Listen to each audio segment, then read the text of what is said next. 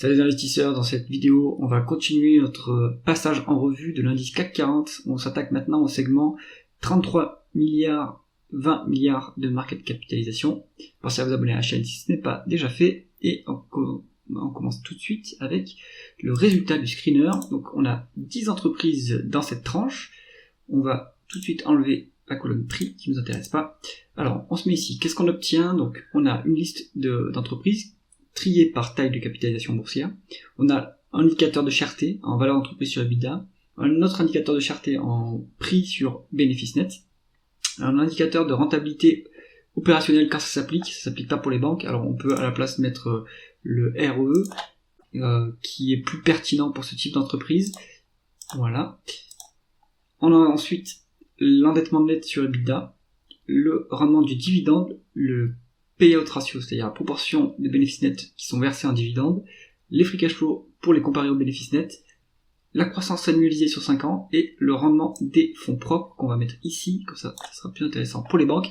Et on commence tout de suite avec cette sélection. Première valeur qu'on a, c'est Société Générale. Donc, bon, préambule, moi je vous dis que je reste à l'écart de ce type d'entreprise. Le secteur est compliqué à analyser, il faut savoir lire les bilans des banques et c'est assez compliqué. En plus, c'est un secteur qui est très régulé en Europe, donc je suis à l'écart. Ceci étant dit, on est sur une market cap de 32 milliards de dollars, un price earning de 9, qui est donc pas très cher, mais c'est plus cher payé par exemple que Crédit Agricole ou BNP Paribas, qu'on a vu dans un précédent screener.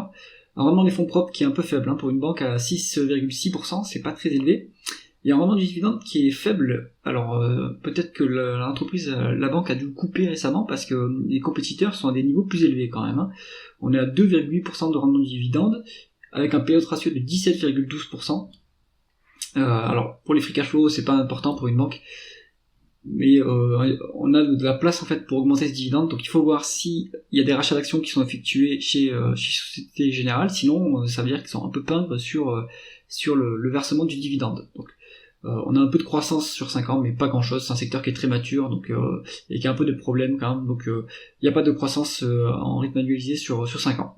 Donc Société Générale, moi je suis plutôt à l'écart, et puis le rendement du dividende n'est pas intéressant pour le risque encouru sur cette banque. Ensuite, on passe à Orange, donc l'opérateur télécom numéro 1 français. Donc premier juste alerte, c'est que l'État est présent au capital, donc moi je ne peux pas investir dans des entreprises qui ont l'État au capital. Ceci étant dit, on est sur une market cap d'également à peu près 32 milliards de dollars, une valeur d'entreprise sur EBITDA de 4,6, donc c'est pas très cher payé, ça reflète aussi la faible croissance de l'entreprise qu'on voit ici, on est à moins 1%, on est très stable, on est très mature sur ce secteur-là. Un price earning de 15,6 fois, donc là c'est par contre c'est pas si peu cher, 15 ça commence à être modérément élevé comme niveau de price earning, surtout en Europe. Une rentabilité moyenne, on va dire, en termes de rendement des capitaux investis à 6%. En termes de ROE, on a 7,7%, et concentrons-nous sur le ROIC pour les entreprises autres que les banques. On est sur une dette nette de 2 par rapport à l'EBITDA, c'est pas un souci pour les opérateurs télécoms, ils ont beaucoup de visibilité sur les cash flows, donc ils peuvent s'endetter assez lourdement en payant des taux d'intérêt qui sont pas très élevés, donc c'est pas vraiment un problème. Là, ce niveau de dette n'est pas très élevé pour Orange. Un rendement du dividende qui est intéressant, à 6,2%. En plus, on a un payout ratio qui est élevé à 88, mais en fait 88%, mais en réalité quand on compare les free cash flow bénéfices nets, ils sont quand même 50% plus élevés, les free cash flow, ce qui fait que en fait on est plus proche à mon avis des 65-70% en termes de payout ratio, qui reste élevé, mais c'est ce qui fait l'intérêt de ces boîtes là, c'est que le dividende va peut-être pas augmenter, mais par contre il est déjà à un niveau élevé, et est-ce qu'il est sécurisé? Là ça va dépendre, parce que on a quand même ça va dépendre de la variation des free cash flow. Donc Orange, moi plutôt à l'écart à cause de l'État au capital, et aussi parce que le dividende n'est pas forcément très sécurisé à ce niveau-là. Peut-être qu'un rendement à 5%, soit si le prix baisse, soit si le dividende baisse un petit peu, on sera sur quelque chose de plus sécurisé. Legrand.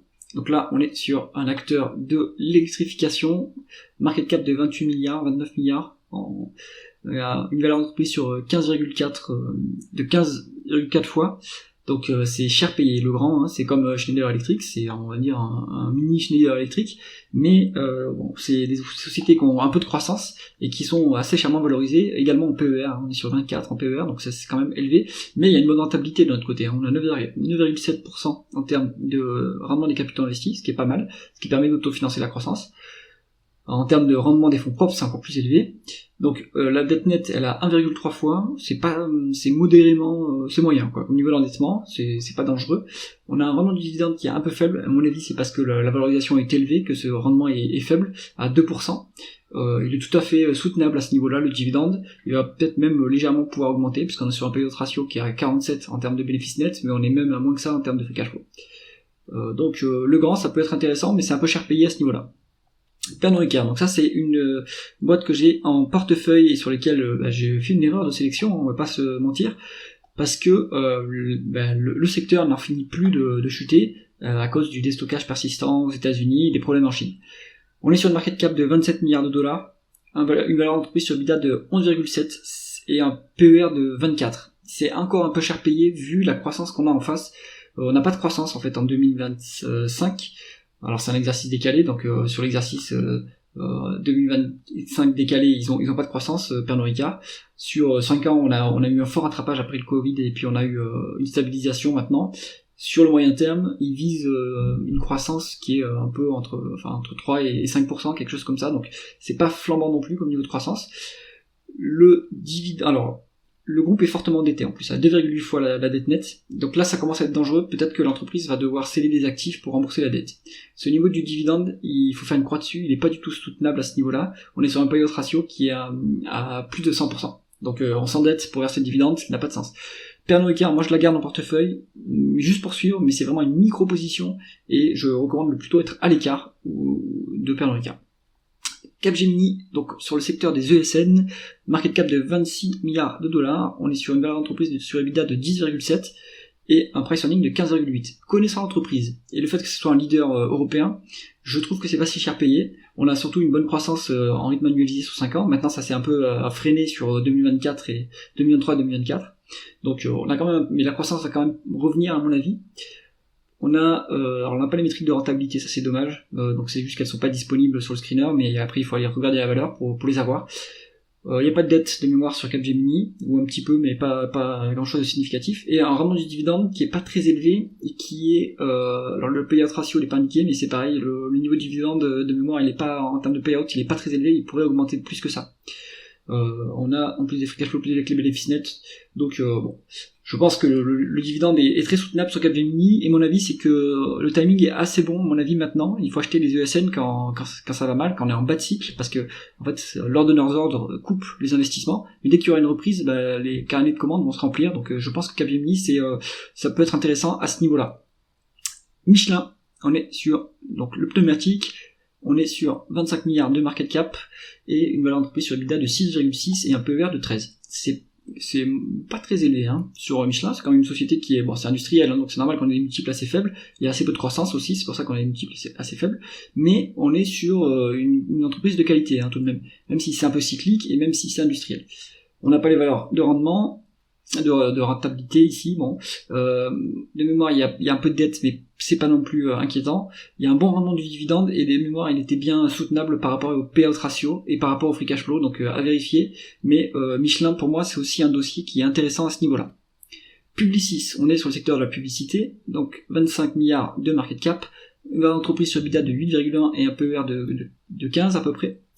On a une bonne rentabilité des capitaux investis à 11,1%, ça c'est pas mal. On a un peu de dette, mais rien de significatif, puisqu'on a en fait une bonne rentabilité face à une croissance qui est moyenne, mais quand même intéressante, à 8% en rythme annualisé sur 5 ans, donc ça c'est pas mal.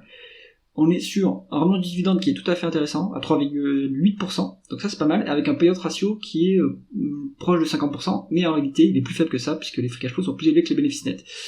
Publicis, il y avait un bon timing pour l'avoir il y a un an, on va dire. Le dossier continue à monter en qualité, c'est excellent. Maintenant, l'entreprise va commencer à devenir chère. On est quand même sur un secteur mature, mais et la croissance qu'on voit ici, c'est la croissance aussi externe. La croissance organique est plus faible que ce qu'on voit ici. Publicis, ça peut être toujours intéressant, mais c'est pas pour l'investisseur value. Là, ça va être plutôt pour l'investisseur, on va dire, dividende croissant, quality, on va dire, quality, plutôt quality. ArcelorMittal, donc là, on est plutôt sur un dossier de value, on est dans un sidérurgiste, on est sur une market cap de 22 milliards de dollars, valeur d'entreprise sur EBITDA de 4,2 et un PER de 17. Alors, comment ça s'interprète ? En valeur d'entreprise sur EBITDA, c'est pas très élevé, mais en PER, c'est élevé. Mais comme c'est des cycliques profondes, comme Jackie Metals que je couvre bien sur la chaîne. ArcelorMittal, ses bénéfices ils sont structurellement bas à ce niveau du cycle, et c'est normal, mais on a des bénéfices qui sont positifs. Là on est très clairement en bas du cycle, et donc là vous n'avez pas la métrique, mais on peut regarder en valeur sur actifs tangibles, c'est-à-dire par rapport aux usines, aux stocks, etc. Et il y a une décote chez ArcelorMittal. Donc en fait, le timing est opportun sur ArcelorMittal, en général sur l'acier, alors ça va dépendre des acteurs, hein, où il faut regarder dossier par dossier, mais le timing est toujours bon sur le secteur de l'acier, parce qu'on est en bas de cycle, et que il y a des frémissements, un peu la reprise, donc j'ai écouté le conference call par exemple de Reliance Steel et de Ryerson aux États-Unis, même de SW Steel en Inde, et en fait ils anticipent quand même qu'il y a un rebond du cycle qui commence à frémir. Il suffit de regarder les PMI, donc les indicateurs avancés de la croissance, pour voir qu'on va commencer à se reprendre, et plutôt vers la fin de l'année, la croissance va bien reprendre, et donc du coup les sidérurgistes en vont en profiter. ArcelorMittal, donc du coup, rentabilité capitaux investis faible, mais c'est normal, on est en bas de cycle. Valeur d'entreprise sur EBITDA qui est pas très élevée, ça c'est bien justement en bas de cycle, c'est-à-dire que l'entreprise a bien géré le fait que la demande est faible, et donc du coup elle s'est pas trop endettée pour pouvoir quand même continuer à avoir un bon niveau de couverture de la dette via l'EBITDA, donc ça c'est bien. Rendement du dividende de 2%, donc ça c'est juste parce que ils continuent, ils ont une politique pour continuer à verser des dividendes, ce qui n'a pas forcément beaucoup de sens à ce niveau du cycle. Bon, maintenant le payout ratio il est à 29% en termes de bénéfices nets, mais en termes de free cash flow, on est quand même beaucoup plus élevé que ça, on est quand même presque à 90%. Donc ce dividende, bon c'est bien, si le cycle reprend, il n'y aura pas de souci, mais là à ce niveau-là il va commencer à être dangereux. Donc ArcelorMittal, moi je pense que c'est une bonne idée si on est un investisseur value et qu'on veut jouer la reprise du cycle. Le problème qu'on peut avoir sur ce type de valeur, c'est le coût d'opportunité, puisque pendant un certain temps, l'action ne va pas rebondir. Par contre, elle ne baissera pas beaucoup plus. Donc, ça peut être de la dead money, mais pas une perte importante tant que le cycle ne reprend pas. On continue avec ST Microelectronics, donc on est dans les semi-conducteurs, surtout très axé automobile, hein, c'est pour ça qu'ils sont en mauvaise forme. On est sur une market cap de 22 milliards, valeur d'entreprise sur EBITDA de 5,6, un PER de 15, donc en valeur d'entreprise sur EBITDA, on n'est pas très cher payé. En PER, on commence à être un peu cher payé. C'est parce qu'on est en bas de cycle également. Hein, c'est parce que les bénéfices sont assez bas par rapport au cycle. C'est pour ça qu'on est ici peut-être potentiellement chèrement valorisé. Mais en termes de valeur d'entreprise sur EBITDA, peut-être qu'on peut se dire qu'il va y avoir un rebond qui va arriver. Donc à surveiller.